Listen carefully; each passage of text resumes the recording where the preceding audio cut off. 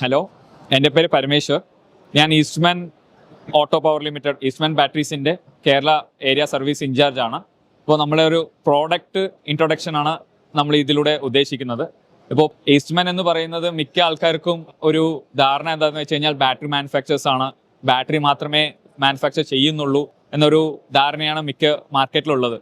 പക്ഷേ ഈസ്റ്റ്മാൻ എന്ന് പറയുന്നത് like total complete solar solution അല്ലേ. ഇപ്പോൾ ഒരു കമ്പനിക്ക് ഓൺ ഗ്രിഡ് ഉണ്ടെങ്കിൽ ഓഫ് ഗ്രിഡ് ഉണ്ടാവില്ല, ഓഫ് ഗ്രിഡ് ഉണ്ടെങ്കിൽ ഓൺ ഗ്രിഡ് ഉണ്ടാവില്ല.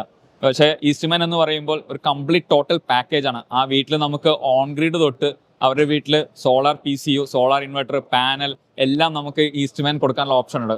ഇതിൻ്റെ മെയിൻ ഗുണം എന്ന് പറഞ്ഞു കഴിഞ്ഞാൽ ലൈക്ക് ഫോർ എക്സാമ്പിൾ ഇപ്പോൾ ഒരു കസ്റ്റമറുടെ വീട്ടിൽ ഒരു സോളാർ PCU, ഒരു ഓൺ ഗ്രിഡ് ഇൻവെർട്ടർ, ഒരു ബാറ്ററി ഈസ്റ്റ്മാൻ ബ്രാൻഡായിട്ട് വെക്കുമ്പോൾ നമുക്ക് നാളെ സർവീസിന് പോകുമ്പോൾ സിംഗിൾ വിസിറ്റിൽ തന്നെ നമുക്ക് ആ കസ്റ്റമറുടെ ലൈക്ക് എല്ലാ പ്രോബ്ലംസും നമുക്ക് സോൾവ് ചെയ്യാൻ പറ്റും.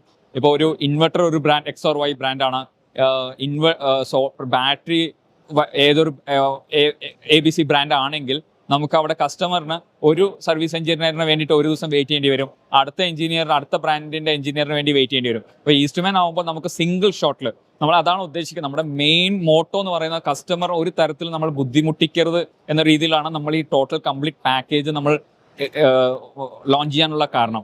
അപ്പോൾ എൻറ്റയർ പ്രോഡക്ട്സ് സോളാറിൻ്റെ അക്സസറീസ് ഒഴിച്ച് എൻറ്റയർ പ്രോഡക്ട്സ് സോളാറിൻ്റെ പ്രോഡക്ട്സ് നമുക്ക് ഈസ്റ്റ്മാനിൽ അവൈലബിൾ ആണ്. ലൈക്ക് 850 VA സോളാർ PCU തൊട്ട് 100 kW ഓൺ ഗ്രിഡിൻ്റെ ഇൻവെർട്ടർ വരെ നമുക്ക് ഈസ്റ്റ്മാനിൽ അവൈലബിൾ ആണ്. അപ്പോൾ നമ്മളിപ്പോൾ മെയിനായിട്ട് ആദ്യം ഫോക്കസ് ചെയ്യുന്നത് ഈസ്റ്റ്മാൻ്റെ ഓൺ ഗ്രിഡ് ഇൻവെർട്ടറാണ്. 2.2 kW തൊട്ട് ഞാൻ അപ്പോഴേ പറഞ്ഞ 2.2 kW റെസിഡൻഷ്യൽ ഒരു ചെറിയൊരു ഫാമിലി ഉണ്ടാവും. ആ ചെറിയ ഫാമിലിക്ക് ചിലപ്പോൾ 3 kW 5 kW ചിലപ്പോൾ അവർക്ക് അവരുടെ ഫിനാൻഷ്യലിന് പറ്റില്ലായിരിക്കും. അപ്പോൾ 2.2 kW അവർ അവർക്ക് താല്പര്യം ഉണ്ടാവും. ഇപ്പോൾ ഉള്ള ബ്രാൻഡിന് ആർക്കും 2.2 kW അവൈലബിൾ അല്ല. ഇപ്പോൾ 2.2 kW ഇൻവെർട്ടേഴ്സിന് നമുക്കിപ്പോൾ ഇവിടെ ഡിസ്പ്ലേ ഇല്ലെങ്കിൽ പോലും നമുക്ക് സെയിം ഇതിൽ മാസ്കിലും സെയിം പാറ്റേണിലും തന്നെ നമുക്ക് ഈ 20 ആംപിയർ സപ്പോർട്ടിങ് 20 ആംപിയർ ആണ് ഇപ്പോൾ എല്ലാ ഇൻവെർട്ടർ ബ്രാൻഡ്സും സപ്പോർട്ട് ചെയ്യുന്ന ആ സ്റ്റാർട്ടിംഗ് കറണ്ട് അല്ലെങ്കിൽ DC കറണ്ട് എന്ന് പറയുന്നത്. അത് സപ്പോർട്ട് ചെയ്യുന്ന രീതിയിൽ നമുക്ക് 2.2 kW നമ്മൾ ഈസ്റ്റ്മാൻ കമ്പനി ലോഞ്ച് ചെയ്തിട്ടുണ്ട് 2.2 kW ഇൻവെർട്ടർ. അപ്പോൾ ഇപ്പോൾ ഉള്ളത് 3 kW ആണ്. ഇതിൻ്റെ 3 kW ഏറ്റവും വലിയ അഡ്വാൻറ്റേജ് 3.2 അല്ല, നമ്മുടെ ഈസ്റ്റ്മാൻ്റെ ഓൺ ഗ്രിഡ് ഇൻവെർട്ടേഴ്സിൻ്റെ ടോട്ടൽ അഡ്വാൻറ്റേജ് എന്ന് പറയുന്നത് എന്താണെന്ന് വെച്ച് കഴിഞ്ഞാൽ 10 years ഓൺ സൈറ്റ് സർവീസ് വാറണ്ടിയാണ്.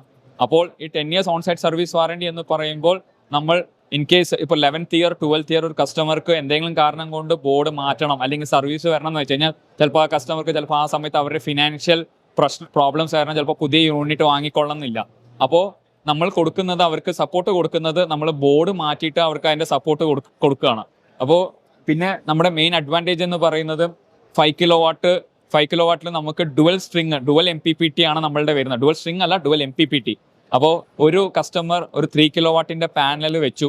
അപ്പോൾ ആൾക്ക് ഇപ്പോൾ 3 kW വെക്കാൻ ഇപ്പോൾ ഫുള്ളും 6.5 kW വെക്കാൻ താല്പര്യമില്ല, നാളെ ഫ്യൂച്ചറിൽ അത് എക്സ്റ്റെൻഡ് ചെയ്തോളാം എന്ന് പറയുകയാണെങ്കിൽ ആളിപ്പോൾ 3 kW ഒരു MPPT വയ്ക്കാം, ഫ്യൂച്ചറിൽ അതൊരു 3.5 kW ആയിട്ട് അപ്ഗ്രേഡ് ചെയ്തിട്ട് അടുത്ത MPPTയിൽ കൊടുക്കാനുള്ള ഓപ്ഷൻ ഉണ്ട്.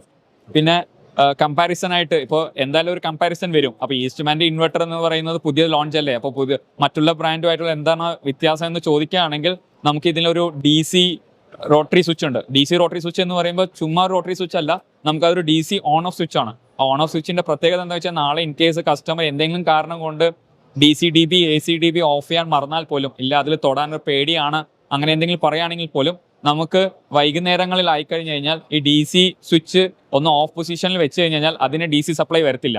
അപ്പോൾ ഒരു കാരണവശാലും അവിടെ സപ്ലൈ നടക്കില്ല, അതെല്ലാവർക്കും അറിയുന്ന കാര്യം. അപ്പോൾ DC കിട്ടിയാൽ മാത്രമേ ഇത് സപ്പോർട്ട് ചെയ്യുള്ളൂ. അപ്പോൾ നമ്മൾ ഓഫ് ചെയ്ത് വെച്ച് കഴിഞ്ഞാൽ നമുക്കത് അവിടേക്കുള്ള DC സപ്ലൈ നമുക്ക് ഓഫ് ചെയ്യാൻ പറ്റും. അത് വർക്ക് ചെയ്യുകയില്ല, അത് സ്റ്റാൻഡ് ബൈ മോഡിലേക്ക് പോകും, വർക്ക് ചെയ്യാതെ ഐഡിയലായിട്ട് കിടക്കും. പിന്നെ ഇതിൻ്റെ അടുത്ത അഡ്വാൻറ്റേജ് എന്ന് പറയുന്നത് നമുക്ക് ഏകദേശം 130% ആണ് ഇതിൻ്റെ കൊടുക്കാവുന്ന DC റേറ്റിംഗ് എന്ന് പറഞ്ഞാൽ. ഫോർ എക്സാമ്പിൾ ഇപ്പോൾ 3 kW ആണെങ്കിൽ നമുക്ക് ഏകദേശം 3.9 kW പാനൽ വരെ കൊടുക്കാൻ പറ്റും, 5 ആണെങ്കിൽ 6.5 വരെ കൊടുക്കാൻ പറ്റും, 10 ആണെങ്കിൽ 13. സോ അങ്ങനെ എല്ലാത്തിൻ്റെയും നമുക്ക് ഒരു മോഡൽ എന്ന് മാത്രമല്ല എല്ലാ മോഡലാണെങ്കിൽ പോലും നമുക്ക് 130% വരെ DC റേറ്റിംഗ് കൊടുക്കാനുള്ള ഓപ്ഷൻ നമുക്കുണ്ട്. പിന്നെ ഇത് എല്ലാം വരുന്നത് 18 20 ആംപിയേഴ്സിൻ്റെ DC റേറ്റിംഗ് ആണ്. അതായത് ടോപ്പ് കോൺ പാനൽ കണക്ട് ചെയ്യാൻ പറ്റും. വലിയ മോഡൽ മാത്രമല്ല, ഈവൻ 2.2 kW അടക്കം നമുക്ക് 18 ആംപിയർ 20 ആംപിയർ ടോപ്പ് കോൺ സപ്പോർട്ട് ചെയ്യുന്ന മോഡൽസ് ആണ് നമ്മളെല്ലാം ലോഞ്ച് ചെയ്തിട്ടുള്ളത്.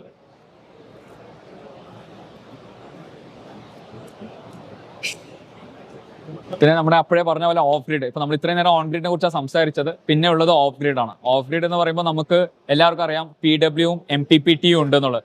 അപ്പോൾ MPPT എന്ന് പറയുമ്പോൾ നമുക്ക് 500 VA തൊട്ട് ആർക്കും ചിന്തിക്കാൻ പോലും പറ്റുന്നില്ല 500 VA എന്ന് പറയുമ്പോൾ എങ്ങനെ പറ്റുന്നില്ല. അപ്പോൾ 500 VA തൊട്ട് നമ്മുടെ 10 kVA വരെ നമുക്ക് സോളാർ പ്രോമാക്സ് അതായത് MPPT ഉള്ള മോഡൽസ് ഉണ്ട്. 500 VAയുടെ അഡ്വാൻറ്റേജ് എന്താണെന്ന് വെച്ച് കഴിഞ്ഞാൽ ഇപ്പോൾ ഒരു ചെറിയൊരു പെട്ടിക്കട, ആൾക്ക് ചിലപ്പോൾ കറണ്ട് ഉണ്ടാവില്ല, ആൾക്ക് സപ്പോർട്ട് ചെയ്യണം, ലൈറ്റ് ഫാനൊക്കെ വർക്ക് ചെയ്യണമെങ്കിൽ ആൾക്ക് ഒരു 500 VAയുടെ ഒരു സിസ്റ്റം, ഒരു 550 വാട്ട്സിൻ്റെ ഒരു പാനൽ, ഒരു 150 AHൻ്റെയോ 120 AHൻ്റെയോ ബാറ്ററി വെച്ച് കഴിഞ്ഞാൽ ആൾക്ക് അന്നത്തെ ദിവസം ഫുള്ളും പുള്ളിക്കാരന് സോളാറിൽ തന്നെ വർക്ക് ചെയ്യാനുള്ള ഓപ്ഷൻ കിട്ടും. അപ്പോൾ നമുക്ക് അങ്ങനത്തെ ഒരു കസ്റ്റമറിനെ നമ്മൾ സപ്പോർട്ട് ചെയ്യണം.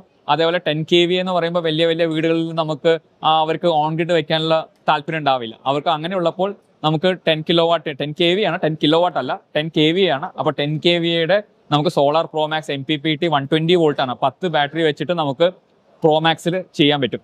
പിന്നെ ഇതിന്റെ അടുത്ത അഡ്വാൻറ്റേജ് എന്ന് പറയുന്നത് മിക്ക ഇൻവെർട്ടേഴ്സിനും ലിഥിയം കോമ്പാറ്റബിൾ ആയിരിക്കില്ല. നമുക്ക് ഇതിന് ലിഥിയം കോമ്പാറ്റബിൾ ആണ്. നമുക്ക് ലിഥിയം ബാറ്ററി നമുക്ക് ഇതിൽ സപ്പോർട്ട് ചെയ്യാൻ പറ്റും. ലിഥിയം ബാറ്ററി ഇതിൽ നമുക്ക് സെലക്ഷൻ സ്വിച്ച് അവൈലബിൾ ആണ്.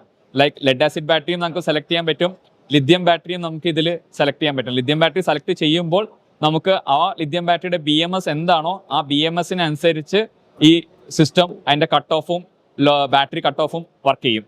പിന്നെ ഇതിൽ നമുക്ക് സോളാർ പ്രയോറിറ്റി ചെയ്യാനുള്ള ഓപ്ഷൻ ഉണ്ട്. സോളാർ പ്രയോറിറ്റി എന്ന് പറയുമ്പോൾ ചില കസ്റ്റമേഴ്സിന് ഞാൻ ഇത്രയും പാനൽ വെച്ചില്ലേ, ഞാൻ ഇത്രയും ഇൻവെസ്റ്റ് ചെയ്തില്ലേ, എനിക്ക് കറണ്ട് ഒരു കാരണവശാലും ബാറ്ററി ചാർജ് ചെയ്യാൻ പാടില്ല എന്ന് ചില കസ്റ്റമേഴ്സ് ചോദിക്കും. അങ്ങനെയുള്ള കസ്റ്റമേഴ്സിനെ നമുക്ക് എന്താണെന്ന് വെച്ച് കഴിഞ്ഞാൽ ഗ്രിഡ് ചാർജർ ഡിസേബിൾ ചെയ്യാനുള്ള ഓപ്ഷൻ ഉണ്ട്. ഗ്രിഡ് ചാർജർ ഡിസേബിൾ എന്ന് പറയുമ്പോൾ ബാറ്ററി ഒരു കാരണവശാലും കറണ്ടിൽ ചാർജ് ആവില്ല. ഒരു കാരണവശാലും battery current charge next day സോളാറിൽ വരുമ്പോൾ മാത്രമേ അത് ബാറ്ററി ചാർജ് ചെയ്യാൻ തുടങ്ങുള്ളൂ. പിന്നെ സോളാർ പ്രയോറിറ്റി അപ്പോഴേ ഞാൻ പറഞ്ഞ പോലെ സോളാറിന് ശേഷം ബാറ്ററി ഒരു പെർട്ടിക്കുലർ വോൾട്ടേജ് അതായത് 11.5 അല്ലെങ്കിൽ 11.8 വോൾട്ടേജ് എത്തിയതിനു ശേഷം മാത്രമേ ഇത് ഗ്രിഡിലേക്ക് സ്വിച്ച് ഓവർ ആവുള്ളൂ. അപ്പോൾ ഗ്രിഡ് എന്ന സെൻസ് EB കറണ്ടിലേക്ക് സ്വിച്ച് ഓവർ ആവുള്ളൂ. അപ്പോൾ കറണ്ടിലേക്ക് സ്വിച്ച് ഓവർ ആയാൽ പോലും ബാറ്ററി നമ്മൾ ഗ്രിഡ് ചാർജർ ഡിസേബിൾ ആണെങ്കിൽ ഒരു കാരണവശാലും ബാറ്ററി ചാർജിങ് സംഭവിക്കില്ല. പിന്നെ ഇതിൽ നമുക്ക് ഇത് എനർജി മീറ്റർ ഉണ്ട്, watt hour, kWh, megawatt unit. അപ്പോൾ കസ്റ്റമറിന് ഇത് എന്ത് മോഡിലാണ് കിടക്കുന്നത്, എങ്ങനെയാണ് വർക്ക് ചെയ്യുന്നത്, ഞാൻ സോളാർ വെച്ചതിന് ശേഷം എനിക്ക് എത്ര ബെനിഫിറ്റ് കിട്ടി എന്നൊക്കെ അറിയാൻ നമുക്കിതിൽ എല്ലാ റീഡിങ്സും നമുക്ക് എന്തൊക്കെ സെറ്റിങ്സ് വെച്ചിട്ടുണ്ടോ ആ സെറ്റിങ്സിൻ്റെ ഒക്കെ എല്ലാം നമുക്ക് ഈ LCM ഡിസ്പ്ലേയിൽ റണ്ണിങ് ഡിസ്പ്ലേ ആയിട്ട് നമുക്ക് ഓരോന്നും പാരാമീറ്റേഴ്സ് എഴുതി കാണിക്കും. സോ ഇതിനും നമ്മൾ കൊടുക്കുന്നത് 3 years സർവീസ് വാറണ്ടിയാണ്, ഓൺ സൈറ്റ് സർവീസ് വാറണ്ടിയാണ് നമ്മൾ ഇതിന് കൊടുക്കുന്നത്. പിന്നെ അടുത്തത് ഈ പറയുന്നത് ഇത്രയും നേരം സംസാരിച്ചത് MPPT ആയിരുന്നു. ഇപ്പോൾ ഉള്ളത് PWM ആണ്. PWMന്റെ വ്യത്യാസം MPPTക്കും PWM എല്ലാവർക്കും അറിയാം എന്താണ് വ്യത്യാസം എന്നുള്ളത്. പക്ഷെ എന്നിരുന്നാലും ഇപ്പോൾ PWM ആണെങ്കിൽ പോലും നമുക്കിത് 850 VA തൊട്ട് 2 kVA വരെയാണ് നമ്മുടെ PWMൽ വരുന്ന മോഡൽസ്. ഇപ്പോൾ 850 VAയിൽ നമുക്ക് ഏകദേശം നമുക്ക് 850 വാട്ട്സിന്റെ പാനൽ തന്നെ കണക്ട് ചെയ്യാൻ പറ്റും.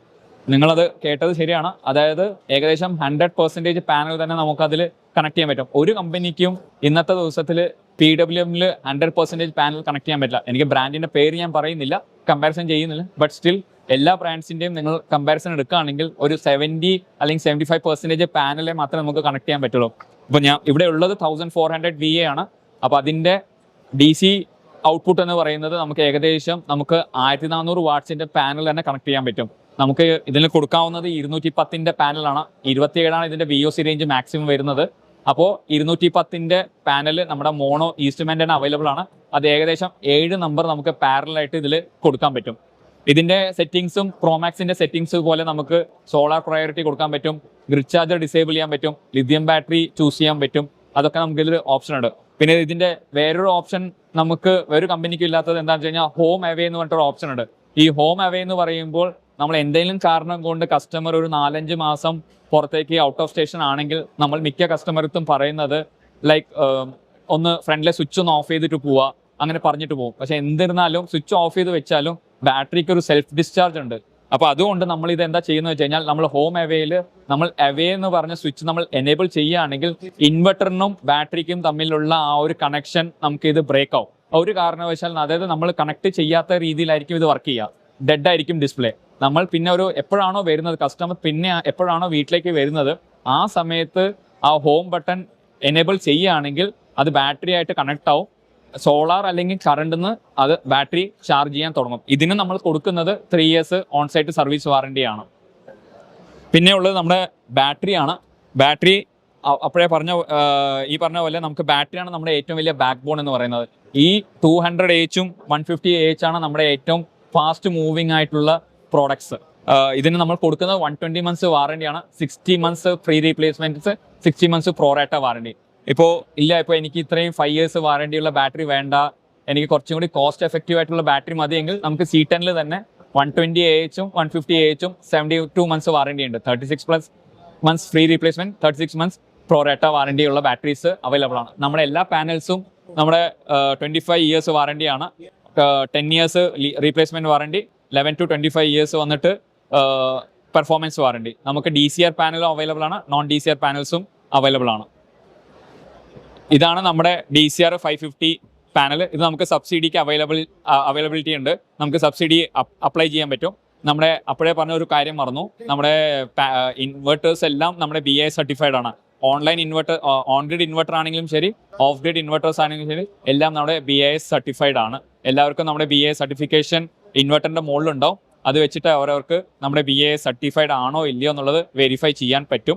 പിന്നെ നമ്മുടെ ടോൾ ഫ്രീ നമ്പർ എന്ന് പറയുന്നത് 180041988610. ഇത് നമ്മളുടെ ഒരു കോൾ ബാക്ക് ഫെസിലിറ്റി ഉള്ള ടോൾ ഫ്രീ നമ്പറാണ്. അത് നമ്പർ വിളിച്ചതും അതിൽ കോൾ ഡിസ്കണക്ട് ആവും. നമുക്ക് മാക്സിമം 2 hours നമുക്ക് കോൾ ബാക്ക് ചെയ്യാൻ പറ്റും. അല്ലെങ്കിൽ നമ്മുടെ വാട്സാപ്പ് ബോട്ട് ചാറ്റ് ഉണ്ട് കംപ്ലൈൻറ്റ് രജിസ്റ്റർ ചെയ്യാൻ.